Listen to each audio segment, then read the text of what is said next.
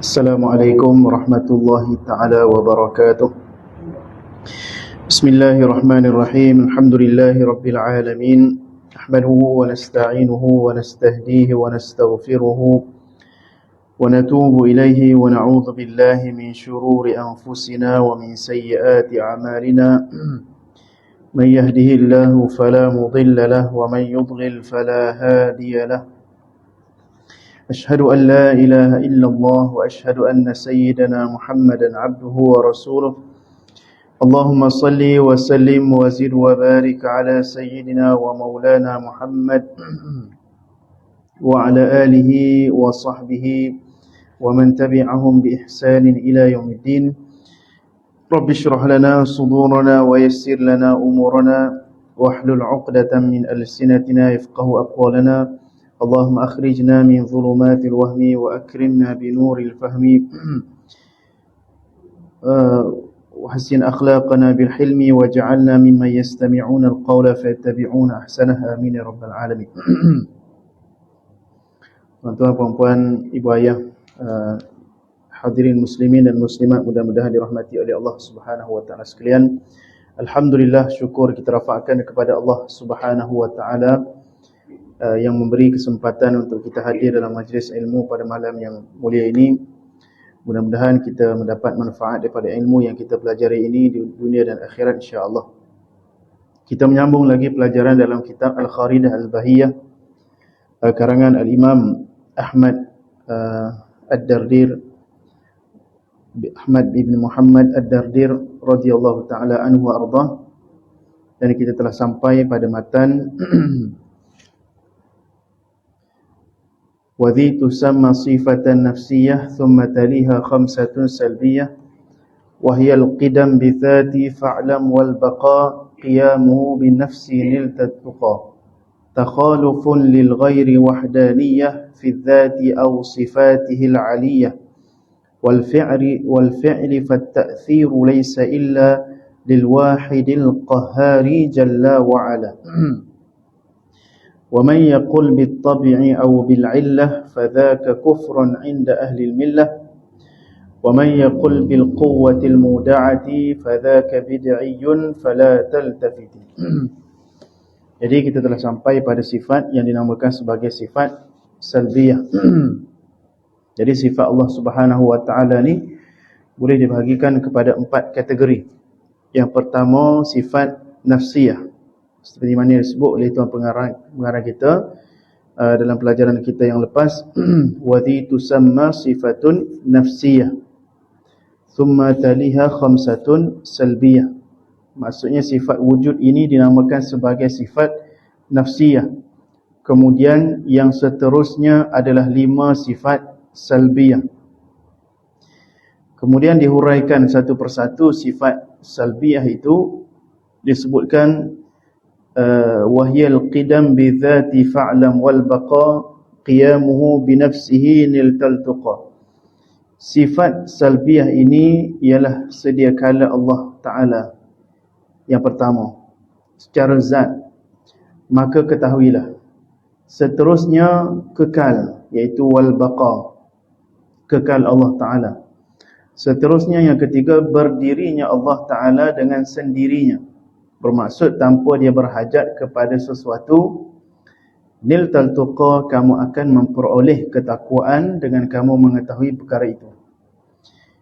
Jadi itu 3. Kemudian disebutkan lagi seterusnya adalah takhalufun lil ghairi wahdaniyah fi dzati aw sifatil aliyah. Seterusnya adalah bersalahan Allah Ta'ala dengan yang lain.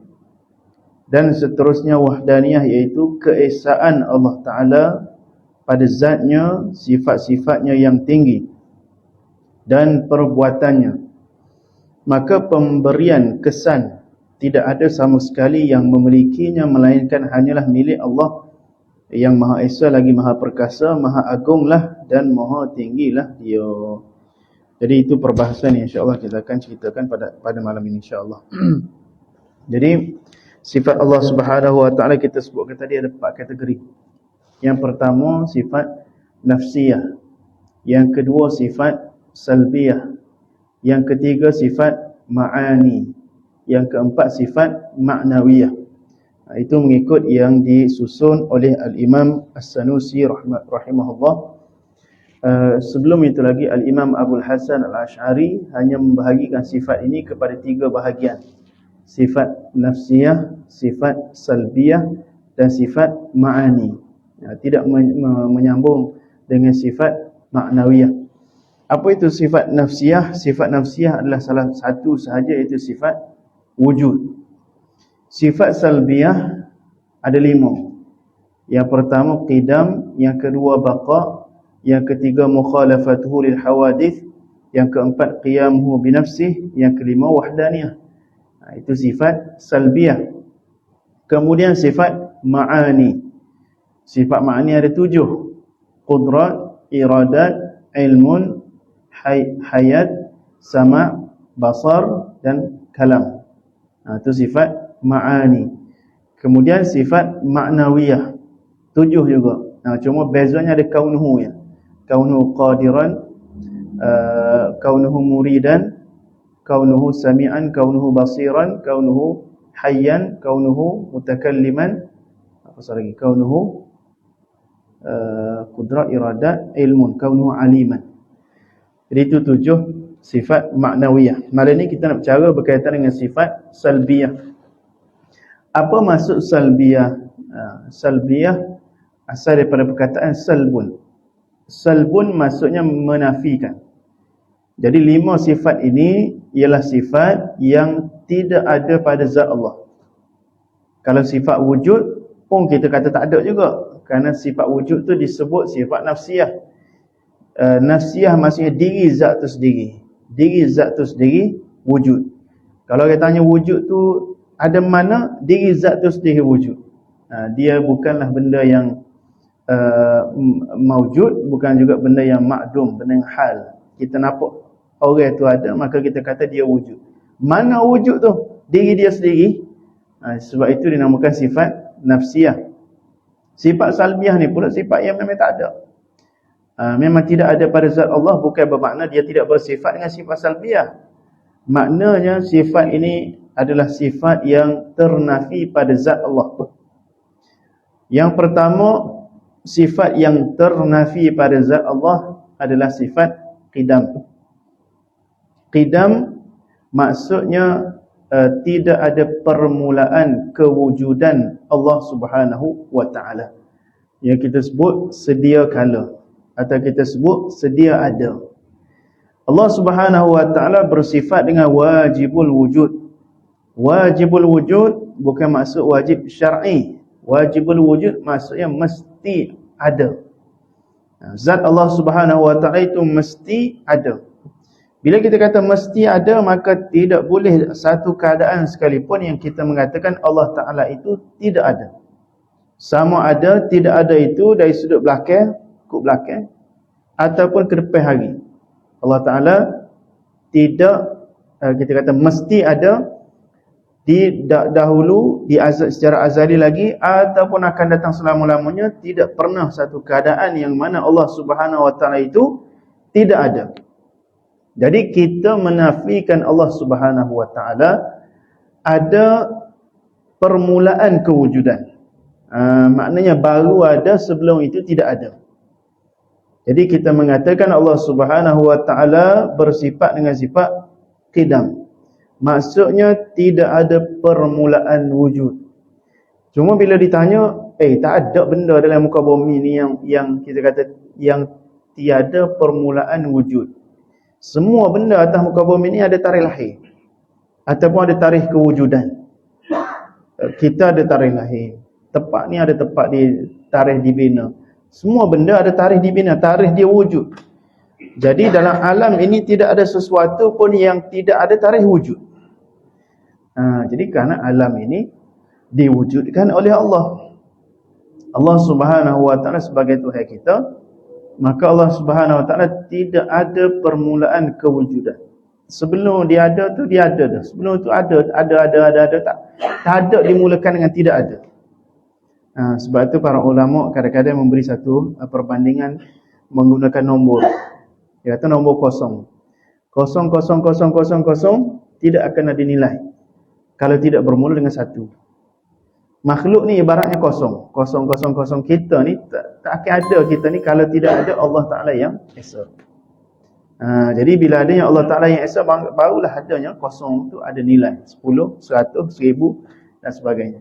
Jadi Allah Subhanahu Wa Ta'ala yang pemula kepada alam ini, maka Allah Subhanahu Wa Ta'ala tidak ada permulaan kewujudan Allah Subhanahu Wa Ta'ala. Baik, dalam Al-Quran Allah Subhanahu Wa Ta'ala tidak menggunakan perkataan qadim. Jadi dalam Al-Quran kita tidak akan bertemu dengan nama Allah Subhanahu Wa Ta'ala qadim. Oleh kerana itu sebahagian daripada kumpulan dia tidak bersetuju. Dia kata tidak sesuai nama Allah ni qadim kerana tak ada dalam Quran. Dia kata mengaji-mengaji tak ada dalam Quran. Jadi yang ada dalam Al-Quran yang membuktikan Allah Subhanahu Wa Ta'ala tidak ada permulaan adalah sifat Allah Subhanahu Wa Ta'ala dalam Al-Quran huwal awwal, dan sifat baqa huwal akhir. Jadi para ulama mentafsirkan perkataan al-awwal dengan makna mendahului semua makhluk. Itu maksud awal. Awal ni ada dua maksud. Maksud yang kita faham, awal ni mendapat tempat pertama. Itu awal. Bila mendapat tempat pertama, ada yang nombor dua. Jadi itu tidak layak bagi Allah.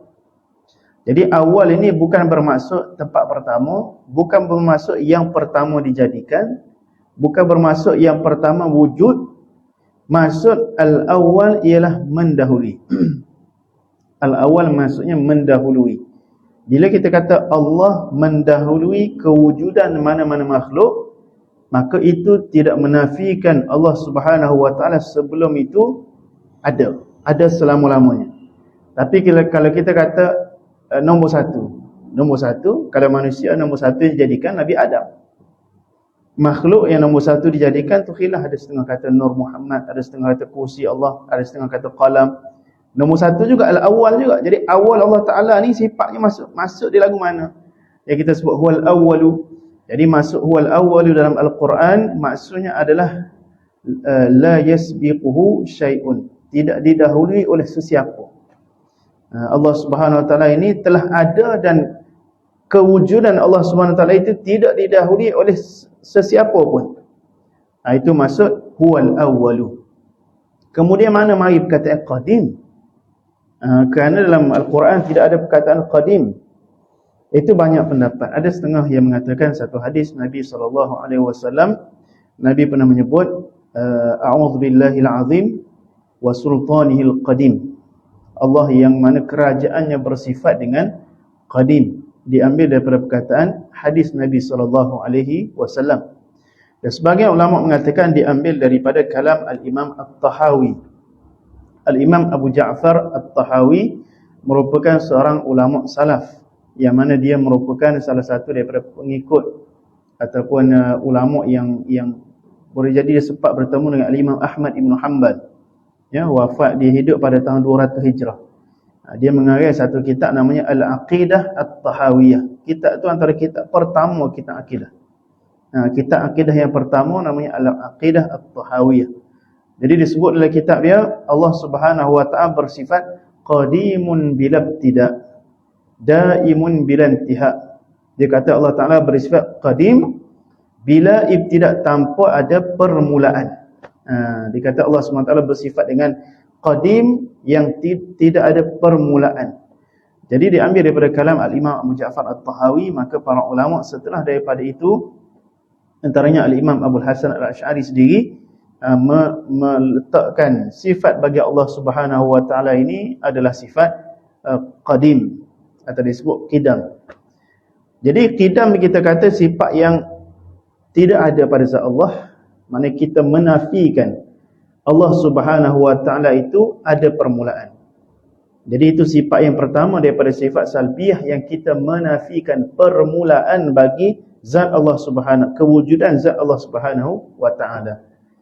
Baik, yang kedua, sifat salbiyah yang kedua yang disebutkan dalam kitab tadi adalah sifat baqa. Baqa, kita tahu maksud baqa itu adalah kekal. Kekal juga bermaksud tidak ada penghujung bagi kewujudan Allah Subhanahu Wa Ta'ala. Jadi oleh kerana Allah Subhanahu wa taala bersifat dengan wajibul wujud, mesti zat Allah Subhanahu wa taala itu ada. Tidak akan sesekali zat Allah Subhanahu wa taala itu lenyap, binasa, hilang. Tidak akan sesekali zat Allah Subhanahu wa taala itu tidak ada. Maka untuk kita menegaskan lagi sifat wajibul wujud Allah Subhanahu wa taala itu, para ulama kata Allah Ta'ala ni mesti bersifat dengan qadim, iaitu tidak ada permulaan kewujudan. Dan juga Allah Ta'ala bersifat dengan baqa, bermaksud tidak ada pengakhiran kewujudan. Yang mana kalau sesuatu itu ada permulaan kewujudan, sebelum itu tidak ada. Kalau sesuatu itu ada pengakhiran kewujudan, selepas itu tidak ada. Sama seperti kita ni makhluk. Makhluk ini bersifat dengan hadis. Hadis maksudnya ada permulaan kewujudan. Kita sebut baharu. Baharu itu maksudnya baharu ada. Maknanya ada selepas tidak ada.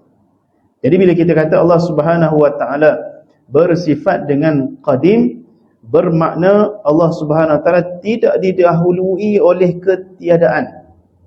Dan bila kita kata Allah Subhanahu wa taala bersifat dengan baqa, bermakna Allah Subhanahu wa taala tidak disudahi dengan ketiadaan.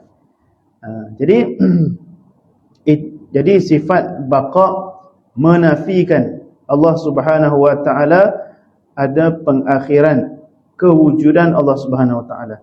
Para ulama menyebut bahawasanya sifat-sifat salbiyah ini adalah sifat-sifat yang menafikan banyak sifat yang lain. Menafikan banyak sifat yang lain.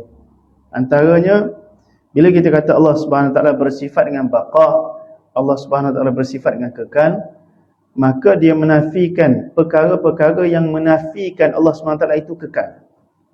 Contohnya yang pertama kita kata Allah Subhanahu wa taala ataupun orang yang mengatakan Tuhan itu mati. Mati itu salah satu daripada cabang sifat mustahil bagi Allah. Ya, kerana itu berlawanan dengan sifat baqa. Antaranya yang mengatakan Tuhan itu sakit, itu berlawanan dengan sifat baqa yang mana Allah Ta'ala itu kekal. Antara lagi Allah yang mengatakan Tuhan itu berperang sesama sendiri. Tuhan ni perang sama sendiri, akhir sekali ada Tuhan terbunuh. Itu bertentangan dengan sifat baqa. Jadi sebab tu sifat salbiyah ni, satu daripada sifat salbiyah itu di bawah dia banyaknya cabang-cabang. Cabang-cabang itu adalah perkara yang tidak layak bagi zat Allah Subhanahu wa taala. Kerana sifat salbiyah ialah sifat yang dengan satu sifat itu menafikan sifat-sifat yang tidak layak bagi zat Allah Subhanahu wa taala.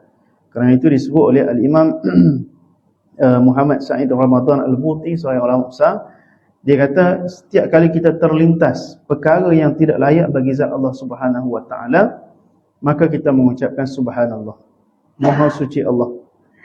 Kita sebut subhanallah untuk menafikan Allah daripada bersifat dengan sifat yang tidak layak. Kita sebut subhanallah, itu maksudnya maha suci Allah daripada sifat-sifat yang tidak layak bagi Allah. Bila ada terlintas dalam kepala kita benda-benda yang tidak layak bagi Allah, maka itu kita nafikan dengan subhanallah.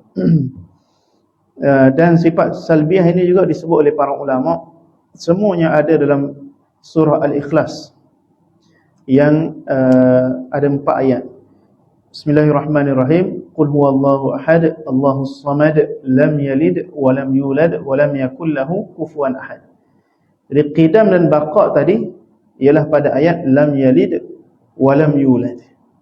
Lam yalid bermakna Allah Subhanahu wa taala itu tidak beranak. Lam yulad bermakna tidak diperanakkan. Bila kita kata Allah Ta'ala lam yalid, Allah Ta'ala tidak beranak, maka itu menafikan Allah Subhanahu wa taala itu ada penghujung. Kerana sifat sesuatu yang beranak, ada zuriat ni, maknanya dia nak habis kehidupan dia. Kehidupan dia akan tamat dengan dia meninggalkan zuriat. Jadi Allah Ta'ala nafi, lam yalid, Allah Subhanahu wa taala tidak beranak. Kemudian lam yulad, Allah Subhanahu wa taala tidak diperanakkan. Diperanak bermaksud Tuhan ni tidak anak kepada yang lain. Bila kata tidak anak pada yang lain, Allah menafikan Tuhan itu ada permulaan kewujudan. Jadi itu adalah sifat qidam. Jadi qidam dan baqa itu pada lam yalid walam yulad. Cuma tidak dinamakan dengan qidam dan baqa. Ya, antara cabang bagi perkara yang dinafikan oleh sifat qidam Allah, antara cabang bagi perkara yang dinafikan oleh sifat qidam. Sifat qidam kita kata Allah Ta'ala itu tidak ada permulaan wujud. Bermakna Tuhan itu bukanlah anak kepada sesiapa. Kerana bila kita kata Tuhan ni anak kepada sesiapa, maka dia ada permulaan wujud. Jadi sifat qidam itu antara cabang dia adalah Allah Ta'ala, Tuhan ni anak kepada sesuatu. Walam yulad, antara cabang sifat baqa. Cabang bagi sifat baqa adalah Tuhan ini memberi zuriat, melahirkan zuriat. Itu bermakna dia tidak bersifat dengan sifat baqa. Bila kita kata Allah Ta'ala bersifat baqa, itu menafikan Tuhan itu memberikan zuriat kepada yang lain. Jadi itu yang disebutkan tadi, wahyal qidam bidzati fa'lam wal baqa. Qidam bidzat. Qidam ni kalau ikut bahasa Arab lah. Bahasa Arab ni qidam ada beberapa makna. Antara qidam az-zamani. Biasa kalau orang Arab sebut qadim. Qadim tu bukan dengan maksud sedia kala. Biasanya orang Arab dia sebut qadim tu maksudnya barang lama. Old, barang lama. Itu orang Arab sebut qadim. Dia tersebut al-kitabu qadim, kitab ni lama. Itu maksud qadim. Mengikut bahasa Arab, kebiasaan dia sebut qadim dengan maksud lama. Tapi itu bukan yang dimaksudkan di sini. Bukan Tuhan ni Tuhan yang lama. Bukan itu maksud qidam. Antara juga ada beberapa lagi maksud bagi qidam Allah. Qidam dari sudut bahasa tak apalah hamba tak sebut. Jadi kemudian yang kedua disebut tadi wal baqa. Baqa itu diambil daripada firman Allah Subhanahu wa taala kita sebutkan tadi wal awwalu wal akhiru. Akhir bukan bermakna Tuhan itu adalah yang terakhir. Bukan bermakna Tuhan itu yang terakhir. Tapi maksud akhir adalah tidak ada yang selepasnya. Tadi kalau kita kata maksud awal, tidak ada yang sebelumnya. Akhir maksudnya tidak ada yang selepasnya. Kalau al-awwal kita kata dia mendahului semua makhluk. Akhir maksudnya dia selepas semua makhluk. Jadi Allah SWT bersifat dengan kekal. Itu yang dimaksudkan dalam Al-Quran al-akhir. Ataupun dalam firman Allah Subhanahu wa taala, kullu man 'alaiha fan. Setiap yang ada di atas muka bumi ini semuanya akan binasa. Wa yabqa wajhu rabbika dzul jalali wal ikram. Dan akan kekalnya zat Allah Subhanahu, zat Tuhan engkau yang bersifat al-jalal, perkasa, wal ikram, bersifat maha mulia. Wa yabqa itu diambil daripada perkataan baqa. Jadi Allah Subhanahu wa taala ini akan kekal. Cuma ada makhluk juga yang bersifat kekal. Ada juga makhluk yang bersifat kekal, iaitu syurga dan neraka Allah Subhanahu wa taala.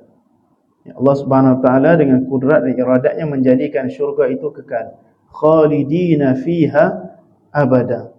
Dan juga penghuni-penghuni syurga itu kekal dalam syurga. Sama juga dengan penghuni-penghuni neraka akan kekal dalam neraka bagi orang-orang yang kufur kepada Allah.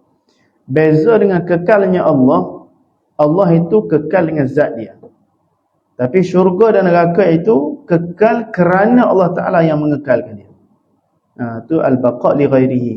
Baqa' Allah SWT, baqa' li zati. Zat Allah SWT itu sendiri bersifat dengan sifat baqa'. Tapi kekalnya syurga dan neraka itu kekalnya kerana Allah Subhanahu wa taala yang berkehendak menjadikannya kekal. Kalau Allah Subhanahu wa taala ingin menjadikannya lenyap, maka boleh sahaja Allah Taala menjadikan syurga dan neraka itu lenyap. Baik. Kemudian sifat Allah qiyamu, dia susun dalam satu rangkap bait. Jadi kita nak syarah susah tu sebenarnya panjang. Jadi yang berperekah ni sifat-sifat nampak macam padat sangat tu kerana banyak nak cerita tentang satu bab tu, dia peringkas dalam satu bait syair. Qiyamu binafsihi liltaltuqa. Antara sifat salbiyah bagi Allah Subhanahu wa taala adalah qiyamuhu binafsihi. Qiyamuhu binafsihi kita terjemah dalam bahasa kita kadang-kadang dengan berdirinya dengan sendiri. Cuma terjemahan itu tidak memberikan makna yang tepat dengan makna yang sebenar yang dikehendaki dalam bahasa Arab. Karena kalau kita kata Tuhan ni berdiri, Tuhan ni ada kaki ke nak berdiri? Jadi bukan maksud berdiri dengan sendiri itu Tuhan ni berdiri dengan sendiri, dia cacat seperti kita sebut berdiri itu. Berdiri dengan sendiri ini biasanya disebut untuk, kalau manusia ni disebut untuk manusia yang boleh berdikari. Berdikari itu pun tidak sesuai dengan Allah. Kerana Allah Subhanahu Wa Taala tidak seperti makhluk, yang mana makhluk ni bila mana dia berdikari, dia boleh untuk buat satu urusan dia tanpa perlu kepada pertolongan orang tua. Dia kanak-kanak ataupun remaja yang boleh berdikari, maknanya dia boleh untuk menanggung kehidupan dia sendiri apa semua. Itu berdikarinya makhluk. Jadi Allah Subhanahu Wa Taala maksud qiyamuhu bi nafsihi, berdiri dengan diri sendiri, bermakna Tuhan tidak berhajat. Dia mana mula-mula dia Tuhan itu tidak berdiri pada zat. Tuhan itu tidak berdiri pada zat. Hal tu pun tak faham juga, kerana qiyamuhu bi nafsihi ni sebenarnya bahasa dia agak falsafah sedikit. Bila mana Tuhan tidak berdiri, Tuhan berdiri dengan sendiri, maknanya dia tidak berdiri pada yang lain. Kerana berdiri pada yang lain itu adalah sifat. Tuhan ni zat bukan sifat. Jadi menafikan Tuhan itu zat, menafikan Tuhan itu sifat. Itu makna yang pertama. Makna yang kedua, maksud qiyamuhu bi nafsihi adalah Tuhan itu tidak berhajat. Tidak berhajat kepada selain daripada Allah Subhanahu Wa Taala.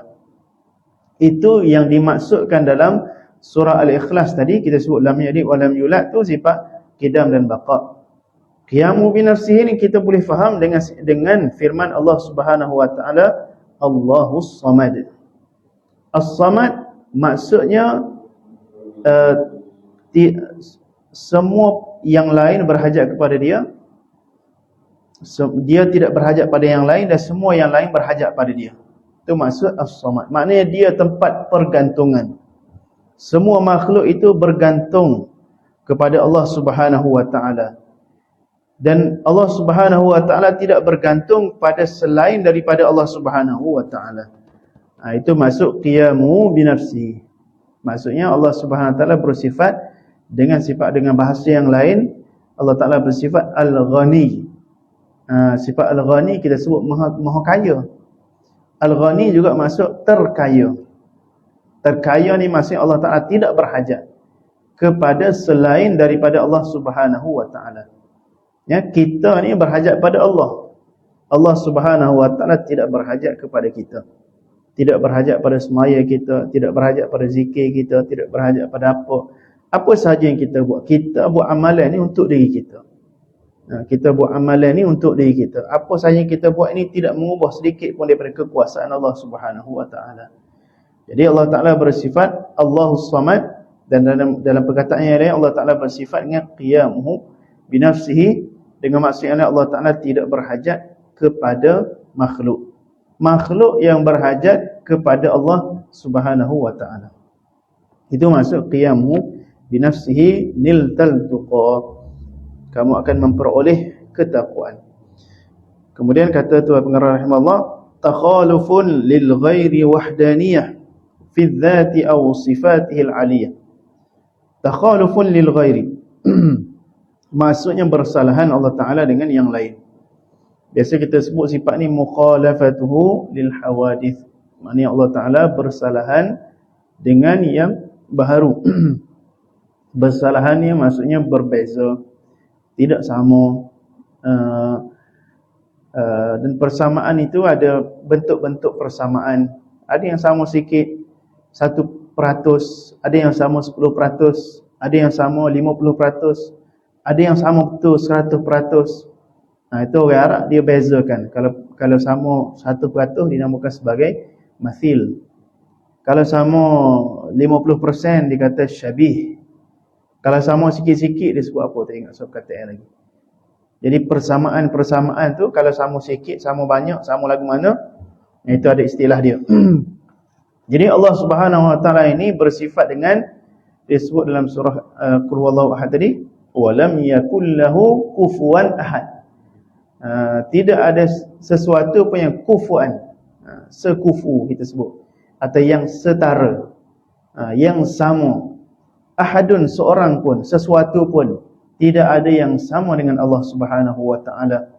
Dalam firman Allah Taala yang lain, laisa kamitslihi syai'un, tidak ada sesuatu pun yang sama dengan zat Allah Subhanahu wa taala. Jadi maksud mukhalafatul hawadis adalah Allah Subhanahu wa taala berbeza dengan hadis atau berbeza dengan makhluk. Jadi para ulama sebut makhluk ini sama ada jauhar ataupun arad, atau bahasa kita mudah sama ada jirim ataupun sifat. Makhluk sama ada sesuatu itu jirim ataupun jisim ataupun sifat. Jisim ni contoh kita kata gunung, contoh kita kata planet, contoh kita kata bangunan, contoh kita kata binatang, tu jirim. Sifat pula sama ada putih, hitam, tinggi, rendah, panjang, pendek, itu sifat. Jadi semua yang difikirkan perkara itu ada pada makhluk, itu tidak ada pada Allah Subhanahu wa taala.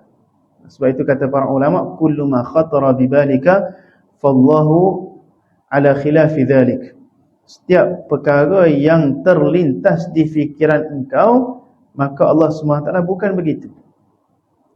Setiap perkara yang kita boleh terlintas dalam fikiran kita, dikhayalkan oleh fikiran kita, Tuhan ni begitu, maka kita nafikan perkara itu, kan Allah Ta'ala tidak bersifat dengan sifat sebegitu. Jadi mukhalafatuhu lil hawadis ini, bawah dia tu banyak yang kita nafikan. Contoh kita kata Tuhan ini tidak panjang, tidak pendek, tidak besar, tidak kecil. Tuhan ini tidak bentuk seperti bangunan, Tuhan ini tidak bentuk seperti planet, Tuhan ini tidak bentuk seperti gunung, Tuhan ini tidak bentuk seperti gajah. Semua benda yang berkaitan dengan makhluk itu kita nafikan dengan sifat Allah, mukhalafatul lil hawadis. Sebab itu sifat mukhalafatul lil hawadis termasuk dalam sifat salbiyah. Sifat salbiyah kita sebut ada 5 sifat yang menafikan semua sifat yang tidak layak bagi Allah. Antara yang banyak yang dinafikannya mukhalafatul lil hawadis. Kerana semua makhluk itu ternafi dengan sifat mukhalafatul lil hawadis. Jadi sifat mukhalafatul hawadis ini tidak nampak pada zat Allah, tidak ada pada zat Allah. Cuma sifat ini menafikan sifat-sifat yang tidak layak bagi Allah. Dalam konteks sifat ini menafikan semua persamaan dengan makhluk pada sifat dengan Allah Subhanahu wa taala. Kita sebut subhanallah, subhanallah, subhanallah tu nak menyucikan Allah Subhanahu wa taala daripada persamaan dengan makhluk. Sebab itu kita menafikan Allah Subhanahu wa taala bersifat dengan sifat-sifat yang disebutkan dalam beberapa ayat-ayat Al-Quran dan hadis yang secara zahirnya memberi gambaran Tuhan itu seperti makhluk. Contoh yadullahi fawqa aydihim, tangan Allah. Tangan Allah lagu mana? Ataupun dalam ayat Quran, wa huwal ladzi fis samai ilah wa fil ardi ilah. Dialah Allah yang di langit dan di bumi. Tuhan ni duduk langit kau di bumi. Apa lagi? Wa huwa ma'akum aina ma kuntum. Tuhan itu bersama kamu, duduk dapat dengan kamu. Lagu mana? Jadi segala sifat-sifat yang kita akan terlintas Tuhan itu sama dengan makhluk, maka itu mustahil bagi Allah Subhanahu wa taala. Itu ternafi bagi zat Allah Subhanahu wa taala, dan semua ayat-ayat itu adalah ayat-ayat kita namakan sebagai ayat mutasyabihat. Mutasyabihat adalah ayat yang tidak jelas maknanya.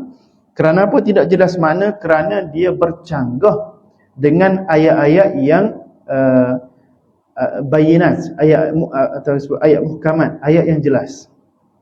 Apa ayat yang jelas tadi? Walam yakul lahu kufuwan ahad. Allah ni tidak sama dengan sesuatu pun, itu jelas.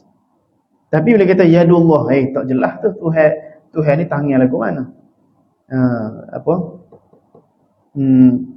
Dalam Al-Quran disebutkan Tuhan ni, kalau ikut ayat tu disebut satu tangan, dua tangan dan banyak tangan. Ayat Quran, bal yadahu mabsutatan yunfiqu kaifa yasha. Kalau terjemahan secara kita kata bahasa lah, tidak maksud sebenar. Bahkan kedua tangannya dibuka. Itu dua tangan. Ada ayat yang biaidin wa inna lamusiun. Alam ini terjemahan bahasa. Alam ini kami ciptakan dengan tangan-tangan yang banyak. Dan kami meluaskan alam ini. Jadi tangan yang banyak ke yadullah tangan ke dua tangan. Jadi bila ada kita kata pertembungan makna antara beberapa ayat Quran ini, maka kita kata ayat ini adalah ayat mutasyabihat yang makna dia tidak jelas. Adakah makna yang nak dimaksudkan itu adalah makna secara hakiki? Maka itu tidak. Kenapa? Kerana makna secara hakiki ternafi dengan ayat yang muhkamat tadi. Kalau itu pada Allah, pada yang makhluk, ada juga makhluk kita sendiri. Contoh Allah Taala kata, "Wakhfid janahaka minadh-dhulli." Rendahkan sayapmu, kata Allah. Itu bagi manusia. Tuhan kata rendahkan sayapmu. Kita mana ada sayap? Jadi Tuhan kata sayap kita lagu mana? Jadi ayat mutasyabihat ni bukan pada Allah sahaja, pada makhluk kita pun ada. Wakhfid janahaka minadh-dhulli. Rendahkan dua sayapmu untuk menghinakan dirimu di hadapan kedua ibu bapa. Maksud merendahkan dua sayap maknanya bersikap tawadhu'. Jadi itu kita sebut adalah bahasa majazi, bahasa kiasan. Bahasa kiasan untuk menunjukkan kerendahan diri. Sama juga dengan Allah Ta'ala yang sebutkan tangan dan sebagainya. Itu disebut para ulama sebagai majaz.